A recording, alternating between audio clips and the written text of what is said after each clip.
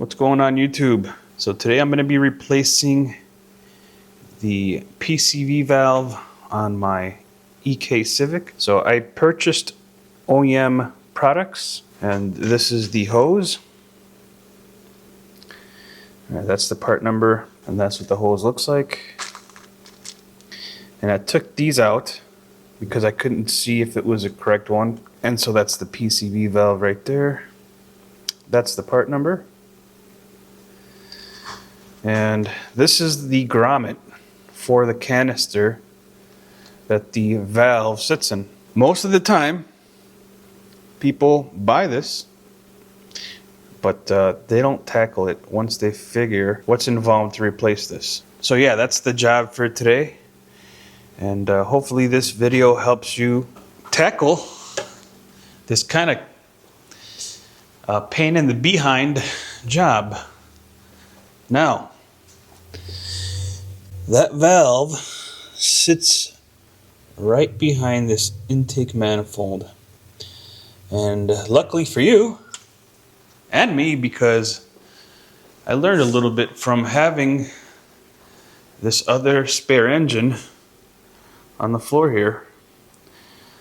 So let me set you guys down, and I'm gonna flop that engine down and maybe pull it back just a little bit so we have more room. So I got this engine sitting back, and this is the same exact engine that's in my car. This is the D16Y7. So this is the canister that the valve sits on or in. Let me show you where it's at. Okay, it's right there. That guy right where my flashlight is touching. Alright, so hopefully that isn't too much light, but if you follow the end of my screwdriver, that is the PCV valve. Thankfully, I had this engine as a spare, and I got to learn from this guy. This motor is sitting in the car. You're looking down at it like this. This is the intake manifold, and you can kind of see it when you look down into this area, once you know what you're looking for. So I believe the best way to get to it is from underneath the car. Your working area is going to be around so. So my plan is to remove the filter and be able to work in this area. I know that the valve that's on my car is the original one. And that original PCV valve has been through so many heat cycles, and I'm sure the outcome is going to be the same that happened to me here. So I tried pulling this out of its plug or location, and it's split in half, just like that. So the other half is still in that plug. So this is our canister, and that's where the PCV valve lives. Alright, so as you can see, I've already kind of chipped away at this, and I did it in a spot where I thought I'd have a tool when I'm in the car. And as you can see, I just chipped the grommet. So this thing is rock hard. And like I mentioned before, most people, they'll buy this thing, and once they see how much of a pain this job is going to be, and they're able to get the old PCV valve out, they'll just leave that grommet alone. As I mentioned, when I went to remove the PCV valve, I broke the top half from the bottom half, and so the bottom half was still in here. I used a tool to pry up on it to see if I can remove it, and I could, but I wanted to show you guys how to do that, so I pushed it back in, and while doing so, that bottom half went right into this canister. So it's somewhere in here, and this is worst case scenario, and we're going to try to learn from this example versus the one on my car. Now this isn't gonna be fun, and I only say that because I've already kind of did this, and this thing is that hard. I mean, it is tough. As you can see, it's just breaking away, but that's okay, because we're just trying to learn here on what to do. So the outside of that grommet is gone. I'm gonna try to get like on the side. Let me use a pick for that. All right, so I got kind of like a hook pick. I'm gonna try to see if I can just pull this out. Try to go in there. No, this thing is not, it's not playing nice. Let's see if I can poke the side. And it fell right in the hole. Okay, I got it. And I got it again. Okay, let's see if I can just pull straight up.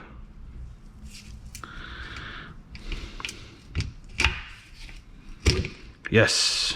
Okay, that's good. Okay, now let me see what's inside here. Okay, I see a baffle, but I don't see where that piece of plastic went. That could be in a spot where it's perfectly wedged and being happy until you put it back on the motor or engine, and yeah, it falls in a spot where it shouldn't. But we were able to get the grommet out, and yeah, even if it falls through, you can use like a hook type of pick to pull through. I just wish I can, because I don't feel it. I just wish I can fish that piece of plastic out of there.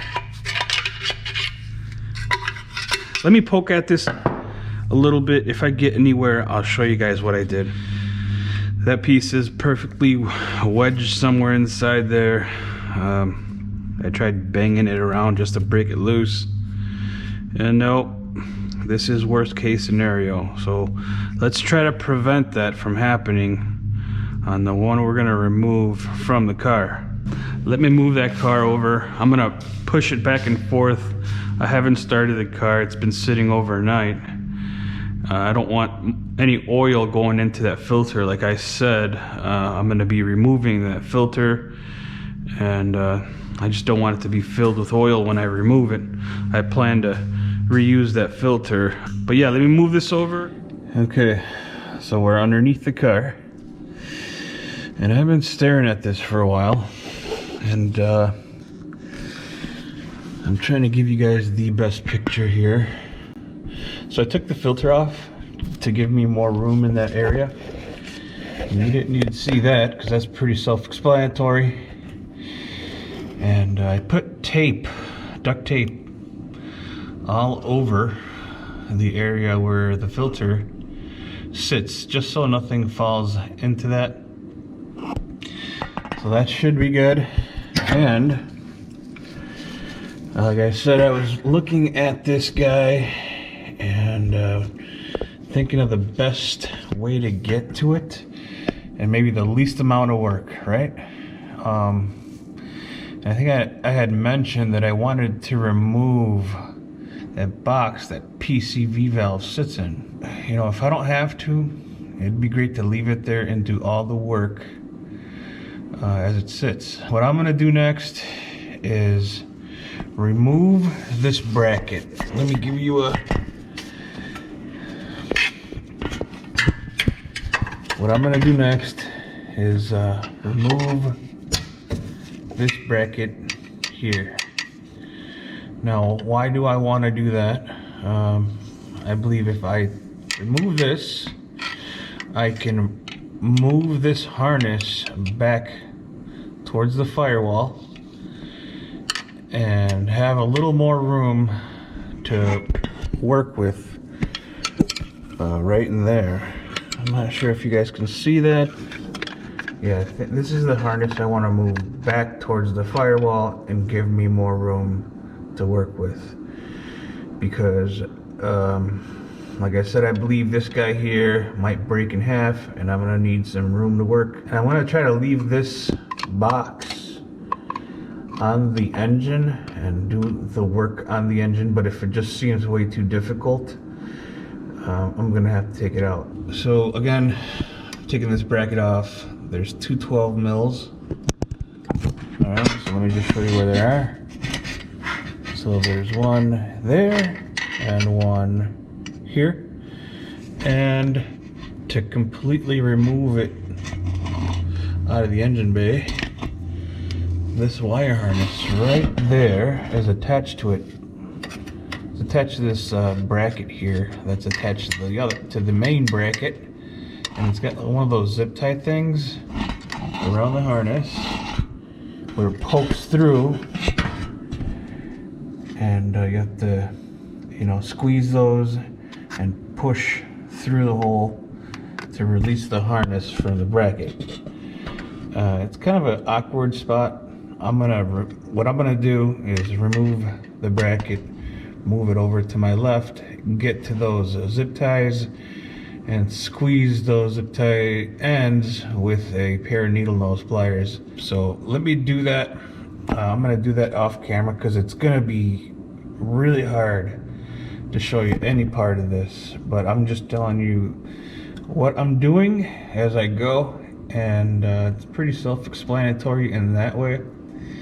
So yeah, let me work on that and I'll be back. Alright, so I got my bracket out, and as you can see, there's the wire harness, and it's holding on to that black box, and there's one 10 millimeter nut that's holding on to it. So that's my next move. I'm gonna take that off, and hopefully I can pull this harness back. So let me work on this 10 mil nut right there, and we'll see what happens. Okay, success. As you can see, that harness is pulled away.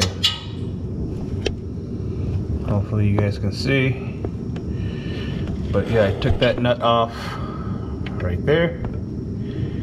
And on this side, it's held on to this bracket right there. See it? It's held on. I'm gonna try to show you guys with the screwdriver. But yes, on this side of the harness, this protective case, as you follow the screwdriver, this piece right here, it's kind of like a tab. It falls into these grooves, so you're able to get your finger on the end of it, pull down, and then scoot this back. So then I move the harness to the right and out, and it's where I want it to be. What I'm going to try to do next is try to remove the PCV valve. I was going to try to remove that oil pressure switch right there.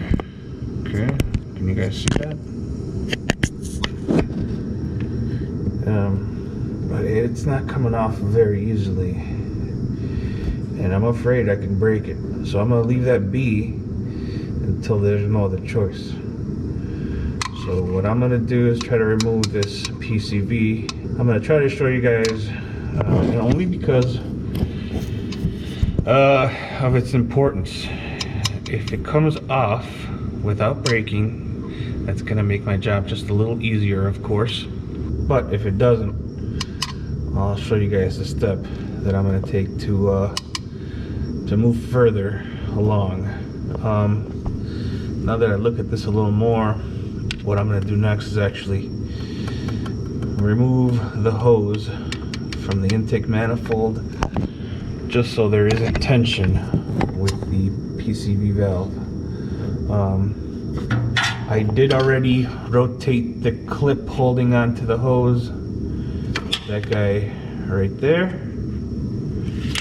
and the way I did that was just with my finger. There's this side of this side right here of the clamp is facing farther up, and if you just use your finger and pull down on this side of the clamp, this tab right here, you're able to release some pressure from it and rotate it down. So now you can easily put a pair of pliers on there, scoot it down, and yeah, make that a little easier for you. So that's the way I'm gonna reinstall it, just so it's easier to do. But yeah, just so you guys know.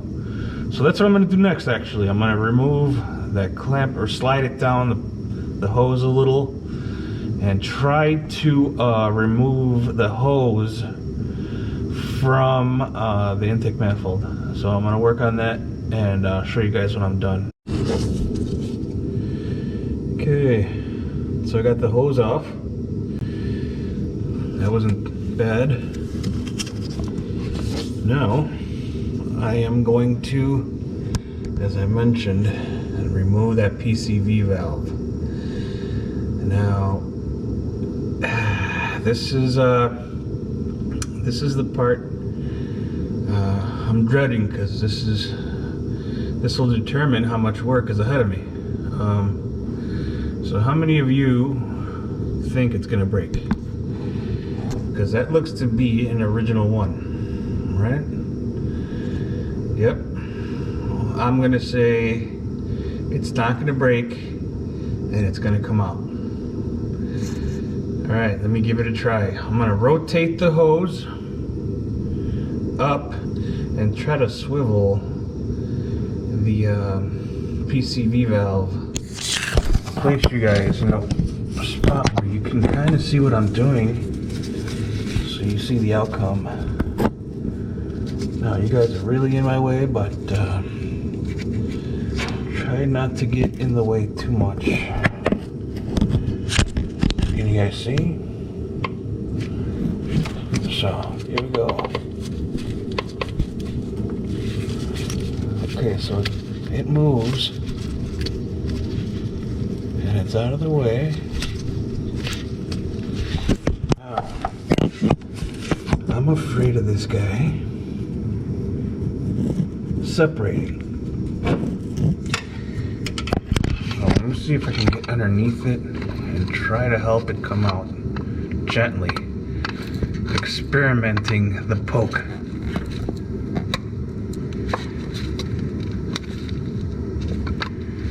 Okay, that's a good sign. So I got a little gap going. That's a plus.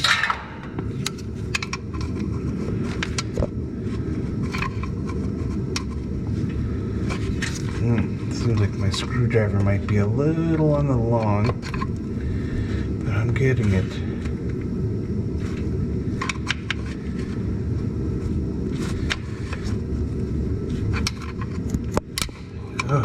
And as you can see, that is fragile, but I have a very decent gap going. Now I'm gonna try to, because I already chipped away at that valve, as you can see. I'm gonna try to use my needle noses to help me scoot this along. Oh, this is a very tight area. Alright, so as you can see, I got some side cutters right here, and I'm going to try to get underneath and pry up on it, kind of using it like a prying device. And it's really hard because I'm holding the camera with one hand and working with the other. But if I didn't have to show you guys, this would have been easier. So here we go.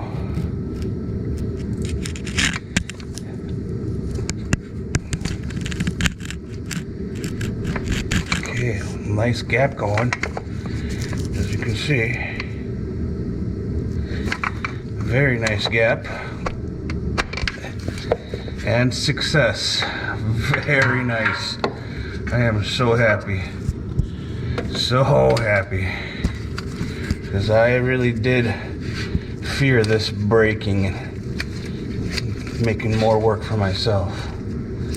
So let me take this out and we'll go look at it on the bench. Success, guys. Very nice. There it is. I'm so happy it came out. And like I said, that screwdriver chipped it a little bit, but that's okay. I'm okay with that.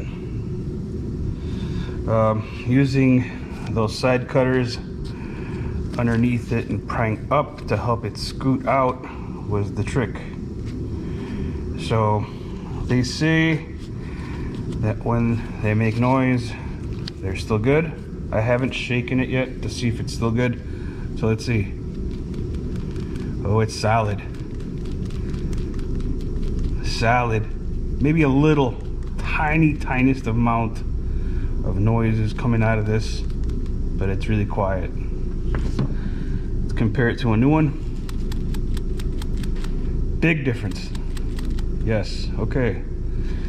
And side-by-side comparison, identical, and it's even got the same number on the side here. Very nice. I am so happy that it came out, but this is only one step of the process.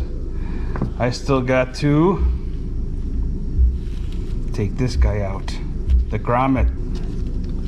So this is the idea I have brewing. Okay, I'm gonna try to get this pick tool, or maybe it'll be a different pick tool, but I'm gonna try to go in the hole of the grommet and use my side cutters again. Let me go get them. And use my side cutters again. Hold on to the pick tool and try to pry against the side of this box. Now, I don't know if that'll work, but we're gonna give this a try. The only thing I fear is that this has got to hook up. So when I get it hooked underneath and then I go to try to pry up on this, this top of this point here is going to hit the inside of the case as I go up. So I pulled this guy out. If there's enough room, I'd rather have that guy in there. I don't know if that'll work. That's just an idea I had, because I'm afraid I am going to try to use the screwdriver and try to get underneath the edge here like we did before, but remember it broke off, and when we broke the majority of it away and tried to work on removing the grommet, it fell in. I don't want that to happen. So I am going to try to do the screwdriver thing first. If it chips, I'm going to stop and I'm going to use the hook tool. If I feel like we're not going anywhere, or it's hitting the inside of the box as I'm walking it up, I'm going to switch to the cotter pin removal tool and try that route. I already kind of poked at this, and when I do, again, this thing is as hard as a rock. I can see that wanting to tear. That top half of it wants to tear. And could I just leave that be, install my new PCV valve and call it a day? Absolutely. But I'm not going to do that. I'm going to replace that grommet just for whatever reason. For whatever reason you guys,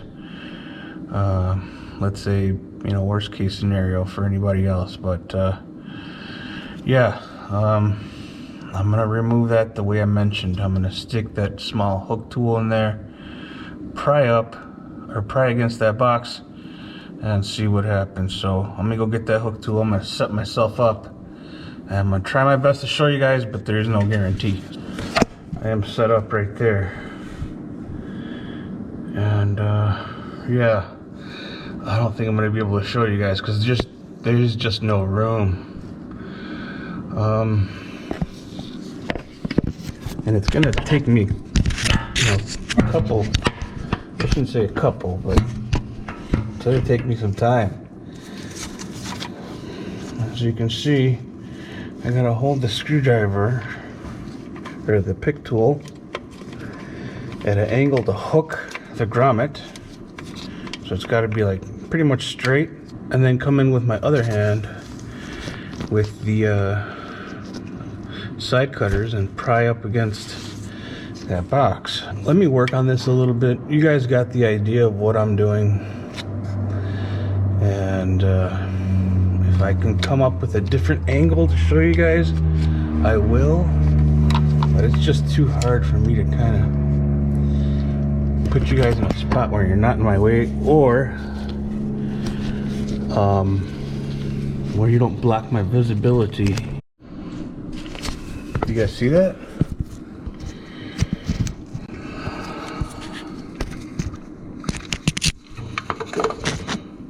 Success. Success. But it's not how it's not how I mentioned. I'm gonna pull that out.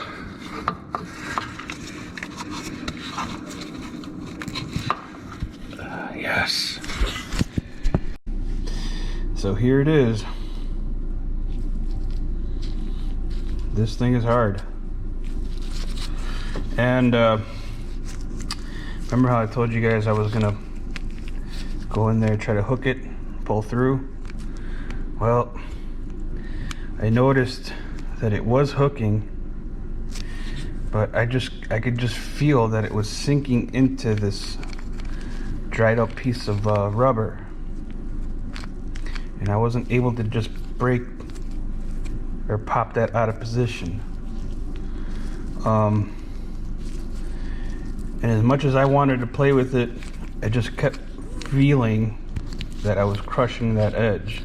So I just felt like I was wasting my time doing it that way. The only other thing I can think of was breaking some of this lip off so I can expose the edge between the box and the grommet. Okay, so once I saw that I took the face off of the grommet, I did a little chunk at first. I got my hook tool, I started picking in between the box and the grommet. What I was trying to achieve was going as far as I could to separate this, like I did. See that? So I used this hook style to eat away at the grommet, and then I used a little bit of this guy here, eat away a little bit at the grommet, and then when I noticed that there was enough flex and a little bit of a gap, I used these guys here, these needle nose with a slight bend. They got a very pointy tip, grabbed an edge and popped it out. So yeah, I got lucky, and yeah, I didn't have to remove that box. Now, could I have left this one in there? Yeah, I would have. I think it would have been fine. But it is nice to know that I get to put a new one in there, and it's going to be a nice tight fit. So yeah, this thing is rock hard. I'm glad I did this because I get to show how I did it, And if you choose to do it, you don't have to go through all those crazy steps on removing this guy. I would make sure to get yourself a quality pick. The last thing you want to do is break one of these and have it fall in the box. So get yourself a nice quality piece, and that way it could withstand you really using it forcefully. So I'm glad I had this guy, or these, and I'm glad it came out. So let's pop this guy in. Let's finish this guy up. Let's get this back down and start it back up. Okay, I got the grommet in position, and that's not very difficult to push into place. The case or the box has a rolled edge, so as long as you got that piece, or as long as you got that grommet with a little bit of oil on the end of it, you should be able to push it right in like I'm doing. And there it is, seated all the way. It wasn't bad at all. Okay, here's our new PCV. Again, makes noise. Our new hose.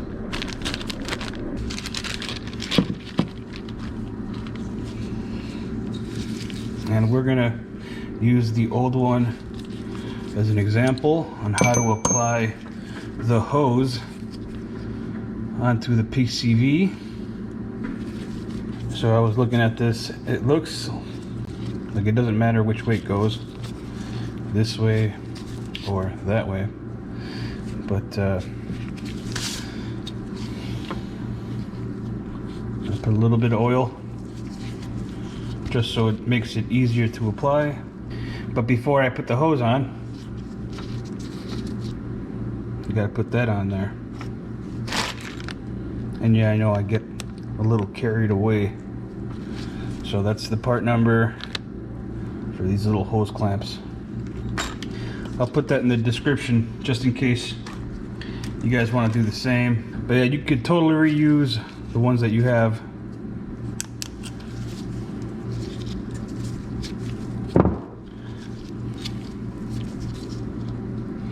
So, got the clamp on there.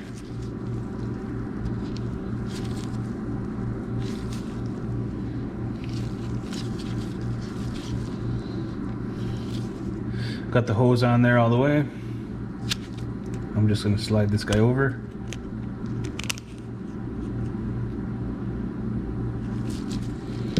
There you go.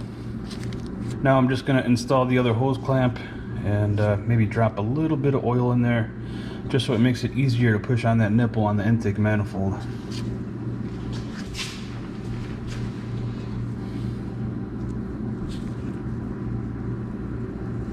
Okay.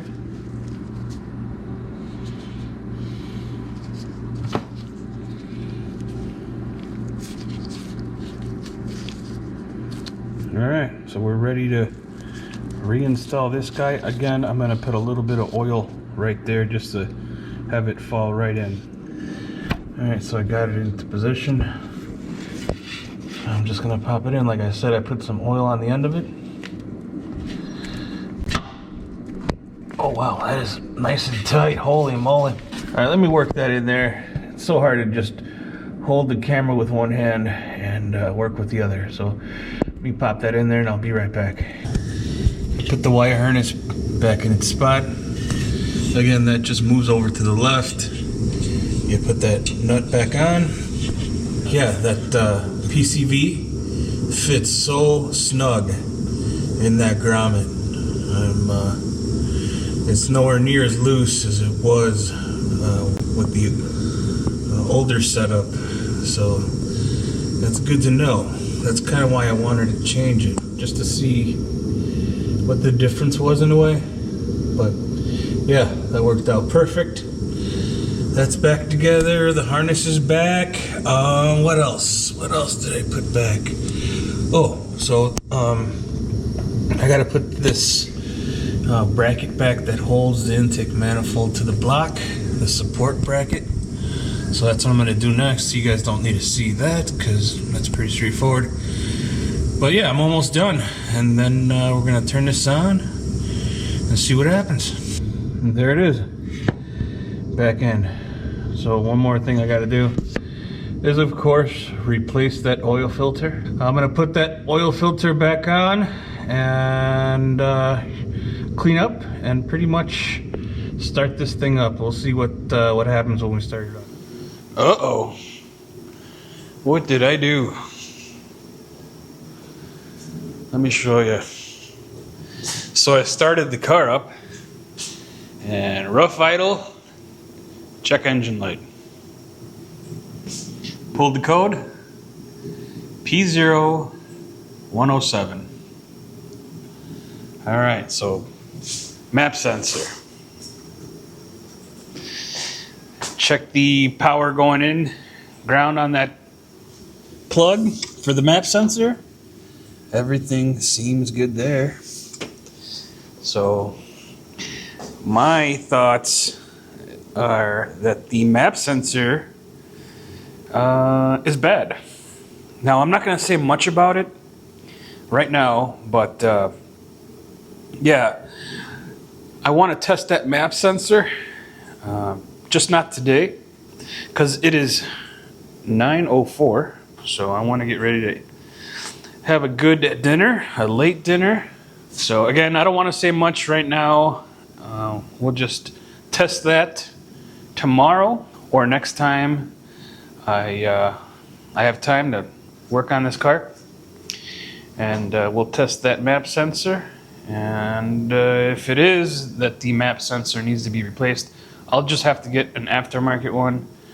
And I'm not going to leave that one on permanently. I'm just going to use it until an OEM replacement gets here. Sorry that I didn't show you guys me starting the vehicle, and only because it was kind of a surprise. I didn't see that one coming, and I actually thought I created a vacuum leak. So I got some parts cleaner, sprayed the intake, couldn't find anything, and that's when I went to go check what the code was, which made me go check voltages at the connector.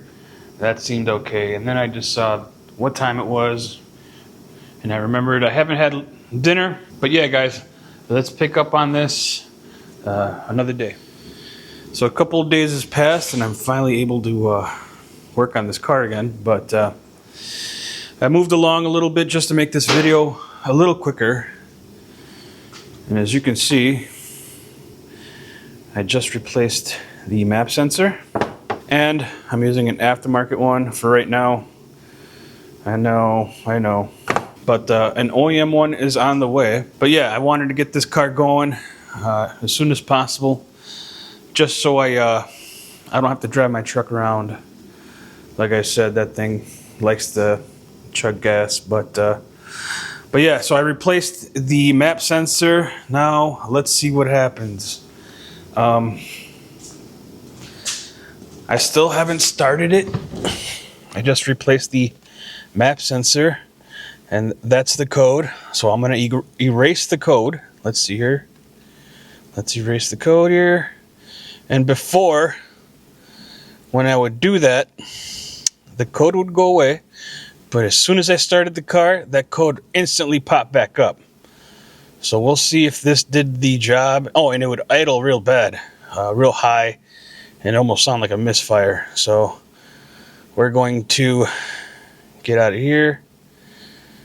Okay, and then we'll start the car and see what happens. So did that fix the check engine light and rough idle? How many of you think it did? I think so too.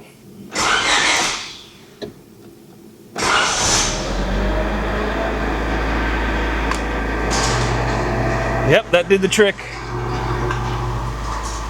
No check engine light. And it's idling normal. So I'm very happy.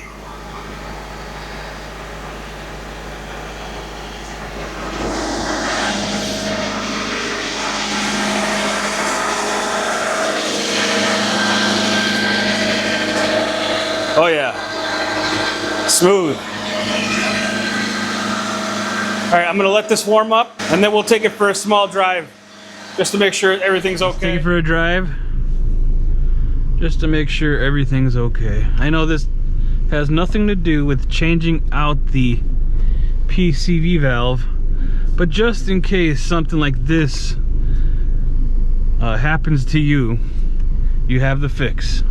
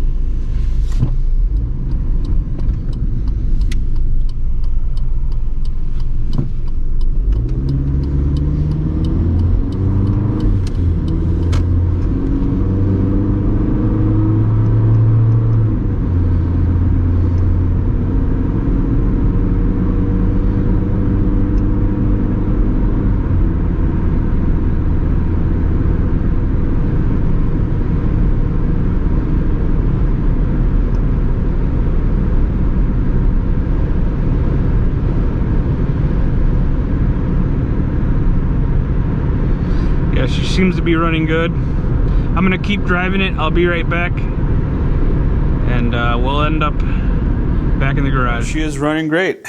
You guys saw, running smooth. You know, what are the odds that that MAP sensor goes out when you replace the PCV? But clearly, replacing that PCV valve showed that the MAP sensor was on its last leg and threw code. I was gonna show you guys how to check MAP sensor if it's going bad, but I'll do one better. Once I get the OEM replacement, I will be replacing this aftermarket one with that OEM one. So I'll make a video on how to install a new MAP sensor and how to check your old one, just in case you think you may be having an issue with that. Yeah, I'm happy. This car's back on the road. Like I said, driving my truck is not cheap. I'd rather just drive this around and, you know, barely spend any money on fuel. Did I need to replace the grommet? Probably not. I think I would have been okay just sticking the new PCV in this grommet. But like I mentioned, that new grommet, when I installed the PCV on there, or in there, it really had a good tight fit. So it's nice to know that there is no leaks or can possibly become a leak from that area. Even when I popped this into that that box it sits in, it felt snug. It didn't feel like it was loose and moving around. So again, you know, it's peace of mind. You know, I don't mind putting a little more effort just to feel better about, you know, me fixing something the right way. But there you guys go. We tackled a PCV on a D16Y7. If you're going to tackle this yourselves, go in with confidence. Be patient, and if I can do it, you can do it. All right, guys. Well, thanks for watching. There is more to come. Like I said, I'm going to make that video on that MAP sensor, so look out for that. And some of you may have noticed this. Yep, it's pushing coolant out of the reservoir. Needs a head gasket, so that will soon be tackled, and that's more content. So if you guys are into Hondas and have an EK Civic, I suggest you subscribe. All right, again, thanks for watching. Thumbs up, hype the video. That's a new option. And support the channel. And I'll see you guys on the next one.